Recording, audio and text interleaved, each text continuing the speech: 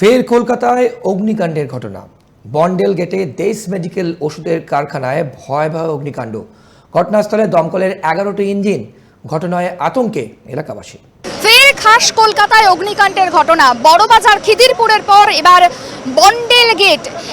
বন্ডেল গেটের একটি ওষুধ কারখানাতে ভয়াবহ আগুন লাগে। যেমনটা জানা যাচ্ছে যে বিকেল 3টে নাগাদ এই অগ্নিকাণ্ডের ঘটনা ঘটে এবং ঠিক পেছনের দিকে যে কারখানাটি রয়েছে এই কারখানাতেই আগুন লাগে বলে জানা যায়। দেজ মেডিকেলের যে কারখানা সেই মেডিকেলের কারখানাতেই বেশ কিছু ওষুধের সেই কারখানাতেই কিন্তু এই ভয়াবহ অগ্নিকাণ্ডের ঘটনা ঘটে।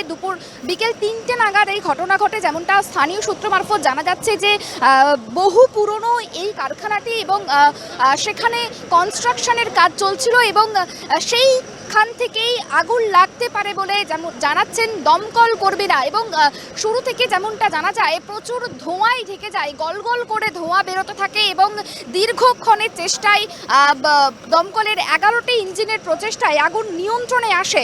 এই গোটা ঘটনাকে কেন্দ্র করে স্থানীয়দের মধ্যেও একটা আতঙ্কের পরিবেশ তৈরি হয়েছে, কারণ এই অগ্নিকাণ্ডের ঘটনা এই প্রথম নয়। এই অগ্নিকাণ্ডের ঘটনা এর আগেও একাধিকবার ঘটেছে। বড়বাজার, খিদিরপুর, তারপরে এই বন্ডেল গেট, এই ঘটনাকে কেন্দ্র করে কিন্তু রীতিমতো স্থানীয়দের মধ্যেও আতঙ্কের পরিবেশ তৈরি হয়েছে। ক্যামেরায় দেবরাজ দত্তের সঙ্গে সুপর্ণা ঘোষের report, tribe TV Bangla, Kolkata.